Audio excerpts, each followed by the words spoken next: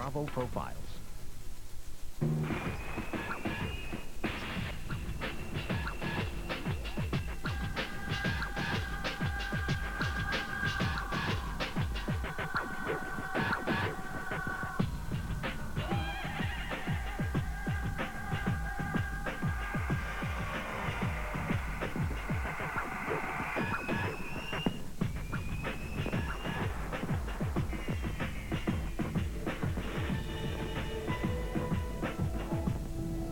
If everything stopped right now, Julie Taymor will have taken the theater to a new place. Julie knows what she wants from page one to the end. She's going to be around as a pretty formidable director for a long time. Now, Bravo Profiles, Julie Taymor.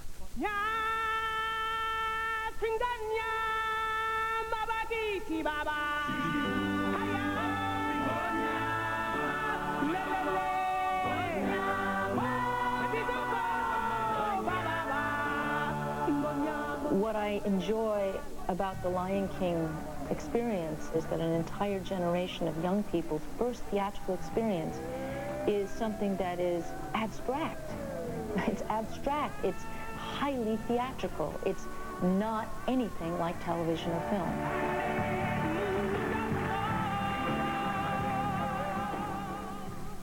Find those places like, so that every time you say the word Hakuna Matata, it makes you feel good, or it does something. In 1998, Julie Taymor made history as the first woman ever to receive a Tony Award for directing a Broadway musical, The Lion King, and a second Tony for costume design. Julie Taymor's contribution to this piece is deep, much deeper than most people think it is, because she attacked story, she attacked character, and then she designed the show. She said, here's what I think is wrong with the story for a theatrical piece. Here's what I want to do with the characters and the music for a theatrical piece. And now I'll design it.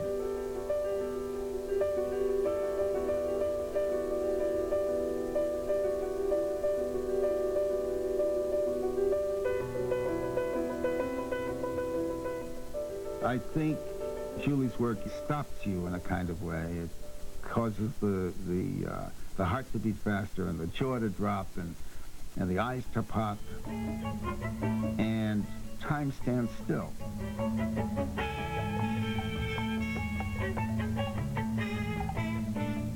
I believe Julie Taymor has truly reinvented theatrical and cinematic language. She is a scenic designer, a mask maker, choreographer, obviously a director. This is the gallery down here. We'll lose you completely to the side. She has a powerful vision of what she's going to see on the screen. And lo and behold, she produces it. I put blinders on. When I decide I'm going to do something, I just go for the end and do this, so that the kind of tunnel vision keeps me on a path. She's a very stubborn and insistent and persistent human being. And that's really the secret of her success. That and one of the wildest imaginations in current theater and film.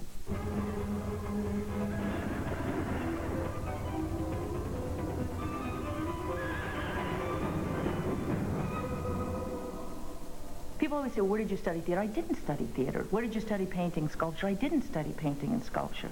Those are things that I just did all my life. I did theater. But you can't really understand the work of Julie Taymor until you understand a technique she uses to design puppets and sets and help actors develop characters. She calls it the ideograph. An ideograph is trying to sum up what something means to you. So what you would try and do is to take an idea and reduce it to its essence. Let's say you're in a play and you're playing, I don't know, Pimp in Harlem. You might decide that the lion is a great ideograph because this kind of movement like this as you move around, and that your head, that you're never looking direct, that you're always, you never face this way, but you're always looking this way or that way, so that you're always on guard. These things can help give an actor some shape and form to their character. So we asked Julie Taymor, the director, to perform the ideograph of herself. That's cruel.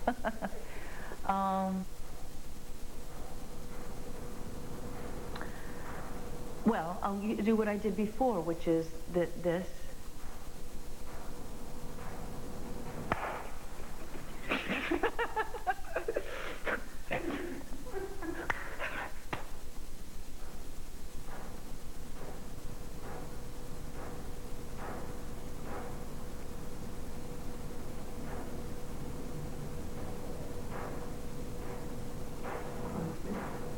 It's a little long.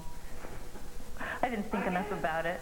I think Julie Taymor will be known for very physical work, whereas a lot of the American theater up till now has been very, perhaps I should say, emotional, much more about the individual, about the psychology.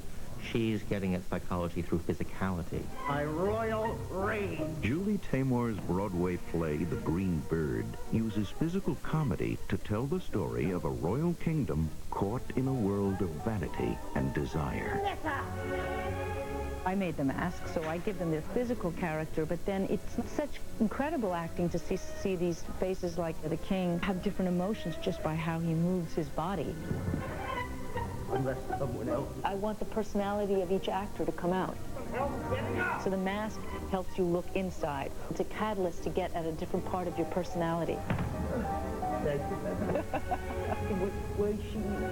you. When you're wearing a mask, you feel that every gesture is so big and so bold. You feel like you're some sort of person with Tourette's syndrome, you know, all this stuff going on. Rushing into my arms with a royal kiss.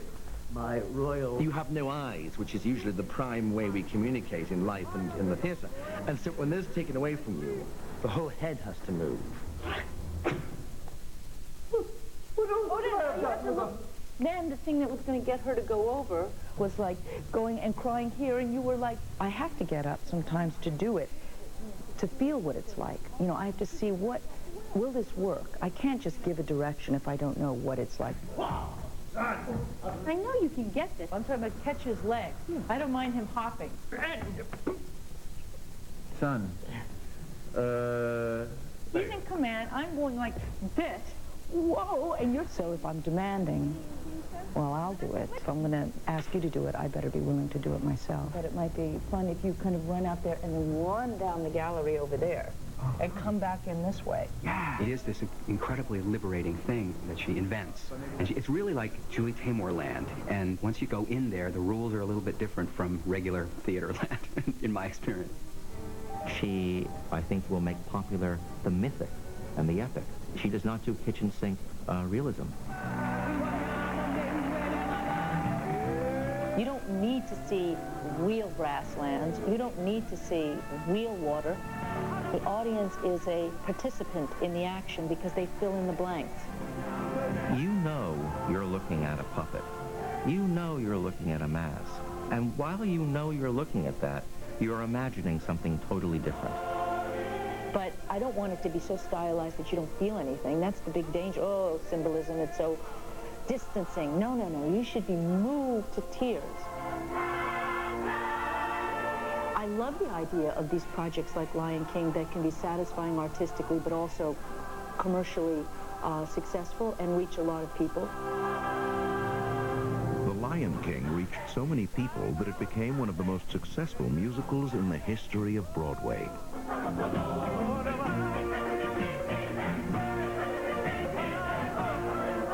Where did this extraordinary woman come from? And how far did she have to travel to get where she is today? And when we return... We lived in this little village with no electricity. We all lived together, no running water.